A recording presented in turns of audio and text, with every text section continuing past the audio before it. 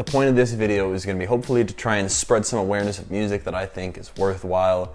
There's a lot of great projects and great music out there, and I just want to hopefully give people some more stuff to listen to coming into these next few months of 2021. Let's get right into it. Ariana Grande's Possession. Everyone knows Ariana Grande, and what I would classify this album as is a no vanilla with regards to the fact that it's a lot more sexy and intimate with a little bit more mature themes, kind of like Starbucks drinking white girls and leather. Next is Sad Hunk. Sad Hunk by The Bahamas. Now, just like its previous project, the Earth Tones project by Bahamas, this one retains a lot of earthy tones to it as well. It kind of feels like you're really centered around this one theme. Next we have Bales, It's Been a Long Night. This one had a little bit more of a All-American Rejects kind of punk rockish vibe. I don't like the word vibe. I don't want to use the word vibe. This song actually was recommended by my friend Chandler. Thank you very much for the recommendation. I did enjoy listening to it though. Hey You X by Beanie. Beanie. This one was really solid. I didn't really know Beanie until Super Lonely and TikTok came out, but I'm not gonna lie, I've been kind of a fan since. This thing is full of pop, funky, groovy tunes. I would compare this to like drinking a orange Fanta on a summer day. There's something fun and carefree about this project, almost like a fizzy pop drink. And I'm sure one of the titles of the song named Cool is a reference to Kool-Aid, so that just makes me think we're even closer onto that. Detroit 2. Detroit 2 finds itself right at the dead center of hip-hop and all of the music that has been hot in that industry so far. Within around 2020, I would say, pretty recent genres of music, but still, Big Sean puts a nice touch of AAA editing on everything. Extra breezy, bonus points. I was actually recommended this project by a friend named Matt, and I am not gonna lie, this thing has actually just truly blessed me. It's a much more instrumental focused project, and you're gonna get a lot of hip hop beats that I think are inspired by the West Coast. If you like freestyling, if you like hip hop, you're gonna enjoy this, as well as studying too. Number 13. We've already entered the top 13th. This is basically just an honorary mention. So we have Dua Lipa's Future Nostalgia, and I think I have a lot of enjoyment with this project because of the bass and how much pop-centered it is. Great features as well. Heat Check, Da Baby Levitating, Golden Ticket, Brass Tracks. Brass Tracks, if you didn't get by the name, compiles a lot of their songs using brass instruments, so if you don't like that sound, I wouldn't recommend this project, but if you are down to try something new, this thing is full of groovy and extremely catchy tracks. Fuck the World by Brent Faiyaz, and I'm not super fond of this artist, but I do have to give some credit where credit is due. In reality, this project is just a nice blend of hip-hop and R&B. If you're a fan of more older work of R&B, closer to the 2000s, you might really enjoy this, and that's basically all I'll say on that. Anniversary, Bryson Tiller. A nice return to fame from Bryson Tiller. After 5 years, he released a little deluxe for his previous project and also released an entirely new project that kind of looks the same. As for the songs, I didn't really find Bryson capitalize on the time he had. I think I wasn't a huge fan. CeeLo Green is Thomas Calloway. The vocals are on point. I'm not gonna lie, no cap, they're great. I like the instrumentals as well. A lot more chilled out. It's nothing like anything CeeLo has put out before, but I definitely do enjoy and would recommend. 3/15/20, which I'm pretty sure is March 15th, 2020. This project is kind of forgettable, and it was probably one of the hardest ones for me to draw, but I did manage to, I think, nail it. I wouldn't say this is necessarily a bad project. He should have just made Because the Internet too. Claremont II, It's Not How It Sounds. Am I saying title first or artist first? I don't really know, but for Claremont, genuinely not as impressed with this project. I'm gonna just say that right off the bat, but I did enjoy a lot of it. I just could not compare it or compete it to his previous project, Do You Drive. If you like hip hop and underground artists, you're definitely gonna wanna check this one out though. Next, number 12, 2 by O. This is a project by artist O, and also known as FKJ's wife. This thing is just electric right to the core, has a little bit of pop and a little bit of funk that I think we can attribute to FKJ and their relationship. And that makes it all the more better. This is easily one of my favorite projects to study to so far, and I just got into it recently. I didn't even realize it dropped. So do yourself a favor, check it out, and enjoy these sweet, sensational tunes. Cosmo's Midnight, Yesteryear. This project kind of came out of the blue for me. I've been a fan of Cosmo's Midnight for a couple years now, but I didn't really know much about their projects. It's a nice change of pace from the albums that have been put out recently, so I back it. Illuj and J-Rob, Jen's in the Corner Store. I have been a fan of Illuj since Adagio, I believe is the project name, and I'm very excited to announce that this project is also as clean and very close to home as that project. So if you are familiar with that, you're going to enjoy this. But if you don't know Illuj, the project is going to have a lot of more chilled out instrumentals and more raw vocals, less touching of that, so you get a lot more natural sound. Future, High Off Life. Personally for me, I really enjoyed Hendrix from Future, and this has a good amount of kind of R&B in it, but it focuses a lot more on hip hop and trap. It has this awesome low ground, underground kind of feel to it, and I really think Future has been progressing his projects recently. Freddie Gibbs and the Alchemist, Alfredo. Thank you. There is so much to say about this project. I can't lie, it's almost like it's been handcrafted with care, because you have this duality of just some of the most grungy hip hop and rap, straight bars, gruesome details, almost like a Mafia or a GTA character. And you also have these producer side of every song where they're just filled with these beautiful instrumentals that have samples everywhere and tons of world building in this thing. There's a lot, and I don't know if I have the time to talk about it. So if you're any kind of fan of hip hop, give it a listen. Gally Mateus, Renaissance Boy. Electronic music from a SoundCloud artist that I have been following for so long, and he has produced some tracks and a project before, but this is what I would call a true to form, full release project from Gally Mateus, and it's pretty stunning. It has this almost classical feel to it, blended in with electronic music. There's some popping tracks, but there's also some more beautiful and quiet moments where it's almost like he's painting a picture. I think we're about time to talk about number 11, which is Han, No Song Without You. In many ways, that driving in a car at night is therapeutic. This album also has a ton of just smooth and eased out tracks to just enjoy. It is more of a pop-centered album, but I can guarantee you that there's a lot of alternative within the songs. It's like a world of colors. You look at any of the music videos that Hans released for this project, and you'll see that it kind of makes up this cute little cartoony world. And that's what a lot of these songs feel like. It's kind of like Sesame Street for the ears. Very easy to just digest and groove along to. And that's why it's at number 11. Next up, we're going to talk about Sweet Action and That's What They All Say by Jack Harlow. Both projects released in 2020. Let's get both of them done at the same time. Jack Harlow doesn't cease to amaze anyone. This man has been putting out bomb-ass track after bomb-ass track, and that's not cap. If Sweet Action was considered more of an EP, then That's What They All Say would be the full-most release, the big title studio album. The project has a nice tight instrumental. Everything is just perfectly placed. Jack Harlow on the beat, dancing around, doing what he does best, making it sound great, and honestly a great experience. Definitely listen to it if you like hip-hop, even more of pop side of hip-hop, because he definitely has a lot more of an appeal to a wider audience. Next we have Dejess, Volume 3, Jacob Collier. And this project is as sweet as Jacob Collier is as a person. And if you don't know who he is, look at the musical genius. Hey, he has a bunch of videos on the internet. You might want to check him out. Just a brilliant mind with chords and music theory and all that. And you can hear it just come alive when he makes music. Jaunt, All in One. They're toned back, almost stripped back of all this glamour and fashion, and a lot more focused on telling a story with the lyrics. And I really enjoy it. I think it's a great pop project, and I like the ambition that the group has. Before Love Came to Kill Us. I don't have a problem with Jessie Reyez, but I really liked the song Far Away, and when they did Far Away 2, it just didn't hit the same. Cap. Bro, you completely forgot that Jid makes a reference to an embarrassment of pandas on this song. Easy A+. Number 10. Let's get it.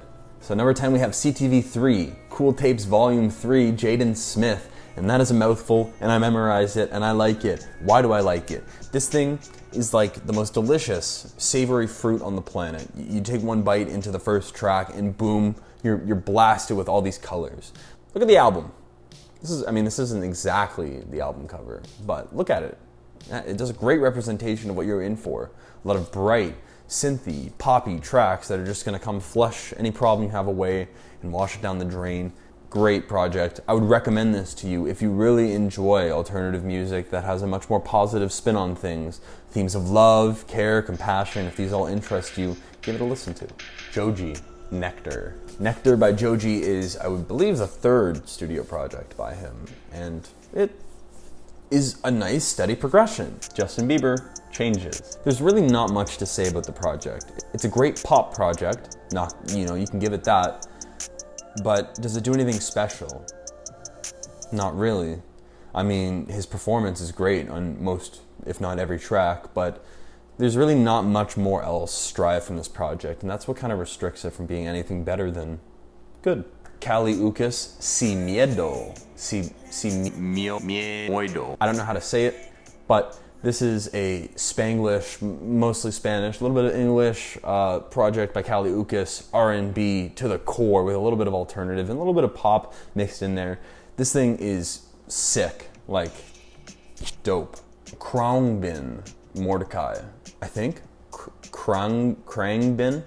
Another difficult name for me to pronounce. Kind of an acid rock fusion album with a little bit of alternative mixed in. It's got this spaced out instrumental that I really enjoy. Kid Laroi, Fuck Love. A tight instrumental followed with a lot of great vocals from an upcoming artist, Kid Laroi. I'm generally on point with this project. I enjoy a lot of it, but I did tend to kind of phase it out because it did blend into a lot of similar tracks. I've seen some memes with this project that I do enjoy. I've seen a lot of people talking about it, and I do think it's worthwhile talking about as well. High Tide, Levin Cali.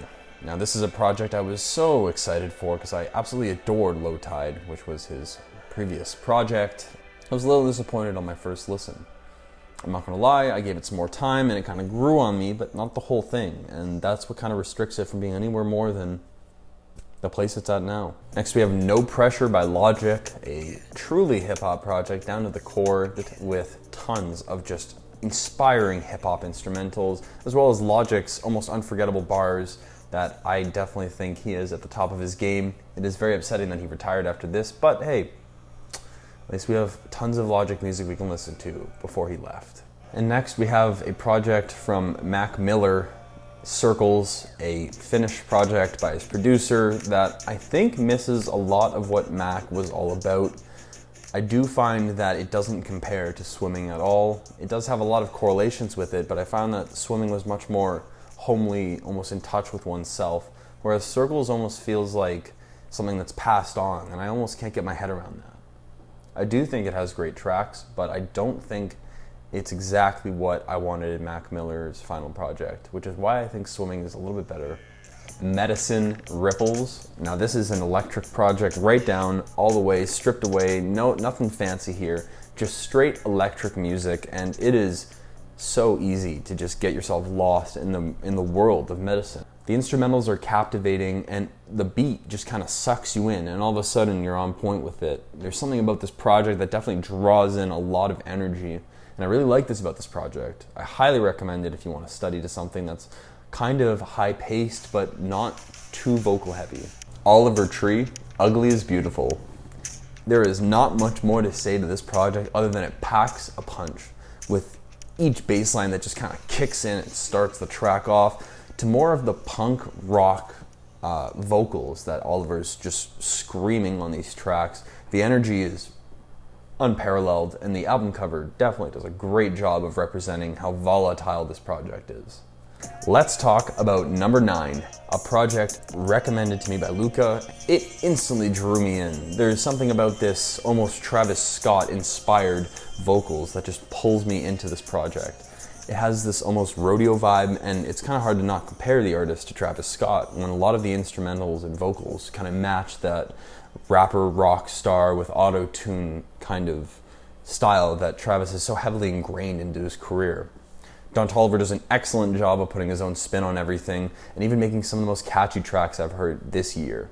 Definitely give a listen to Wasted or Had Enough. People who enjoy rock, you're probably gonna like this one too. Speaking of rock, we have Ordinary Man by Ozzy Osbourne, and I'm not a huge fan of rock myself. This was also recommended. I do have a sort of enjoyment for rock, a lot of inspired from Guitar Hero 3, if I'm being honest, but stunning. Pop Smoke, Shoot for the Stars, and Aim for the Moon.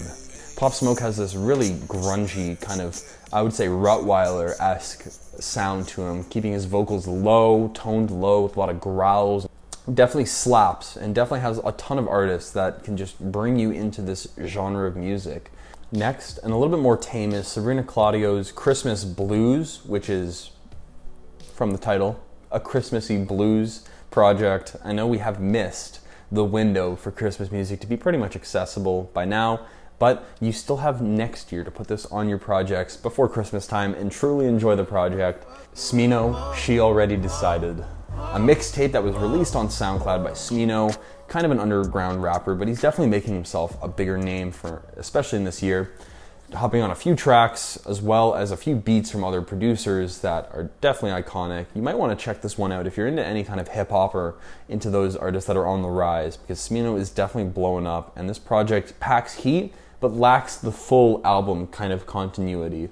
Spillage Village, Spillagin. This is a group of artists that I think have a lot of potential. They bring a lot of hip hop and a little bit of gospel, kind of soul-ish to the scene, and I think it's worthwhile to listen to. If you're any kind of fan of hip hop, give this one a great big deal of your time. Terrell Morris, Lavender. There's a little bit of blues that starts this album off, but also tends to mesh into a bunch of other genres throughout the project. And I think that makes it really interesting because there's a whole lot of different sounds you can hone in on and really enjoy. That being said, I'm sure there's at least a few songs on this project that you'll be very fond of. Number 8, Boy Pablo, Wichito Rico. This project from superstar wonder child Boy Pablo. I know it's a band. That being said, this project is packed with almost like a magical kind of flavor all around. Just so much awesome indie pop influence on this. The project is laid back, but slowly has this motion that builds up all the way to the self-titled track where everything just goes loose. I would completely recommend this album listening front to back, no shuffle, just for at least one experience, because you're going to enjoy what they've crafted for you. This is a listening experience to every extent. Surfaces, Horizons.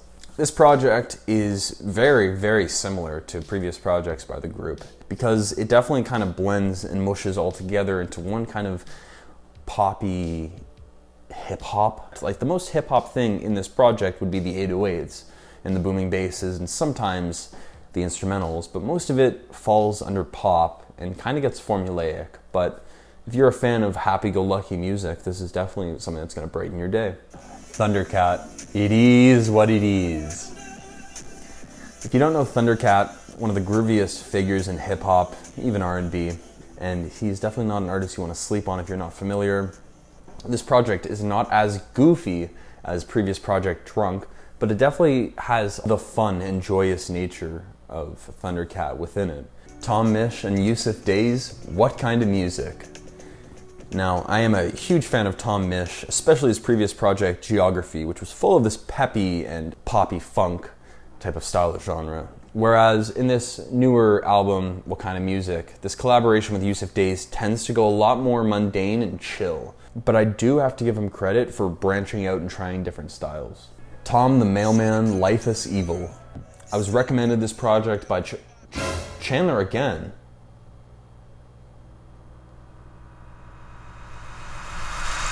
You're abusing your power.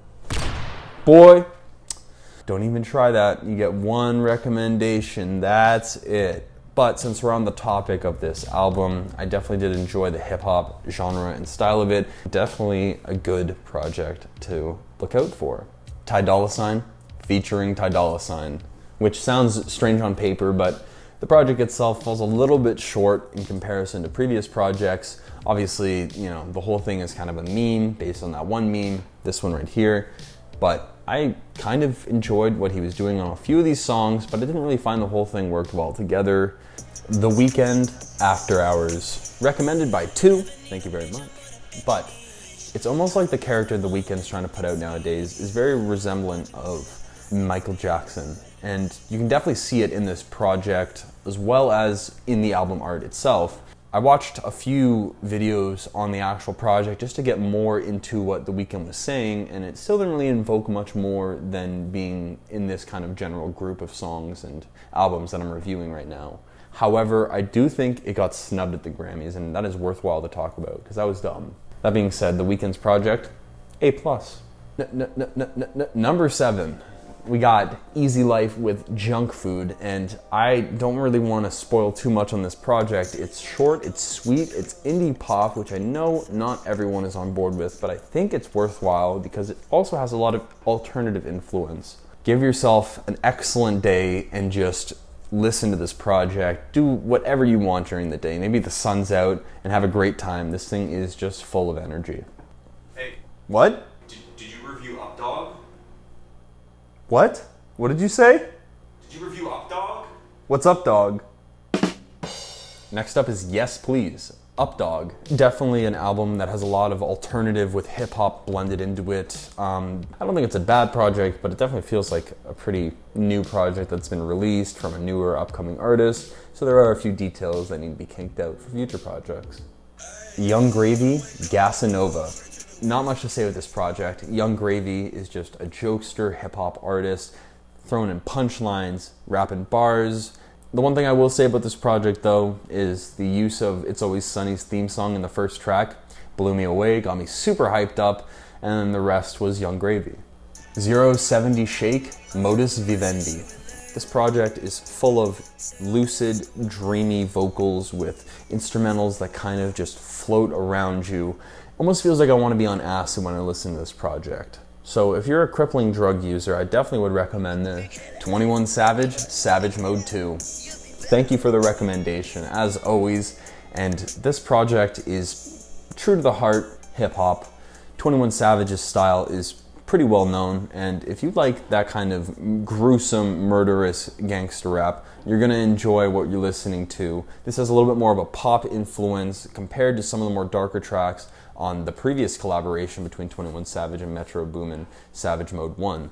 Definitely a staple in hip-hop albums. If you're not familiar with this project, get educated right now. Do it. Rina Sawayama. This project explodes. Like, I can't explain in words how much steamrolled me. I wasn't expecting what I listened to, and that was a crazy project to listen to. Thank you for the recommendation. Omar Apollo, Apollonio. The one thing I'll say about Apollonio is that it sounds like a very nice mixed bag of different genres and popular sounds throughout this year, and it makes it really interesting to listen to. In my dreams I think that I'm falling. Number 6, Nia Grace, Honeycolored, Neo Soul. And if you don't know what that genre is, and if you're somewhat interested in what that genre means, give this a listen. Drop what you're doing right now. Pause the video. Go put that on. Go enjoy the rest of your day. This is a project that is so sweet to the ears, similar to Honey itself. The project, I don't even know Nia Grace until this project came out, but it definitely blessed my trap for the next coming weeks. Just so much pop, style, fizz, all the words I've been saying this entire time. I need to invent a new word for how well this is done.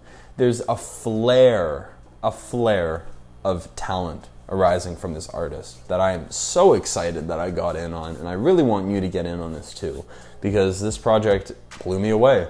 It's funky, which is what I like. It's got grooves, something else I like. Almost kind of jazz into it, R&B into it, all just meshed into this beautiful little project. I'm gonna stop talking about it, but you know damn well I wanna keep talking.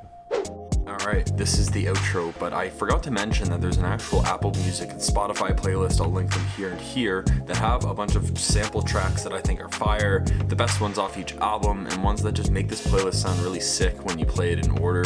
Highly recommend if you'd give it a 3-second fader on Spotify. Thank you very much for watching. Say thanks. No.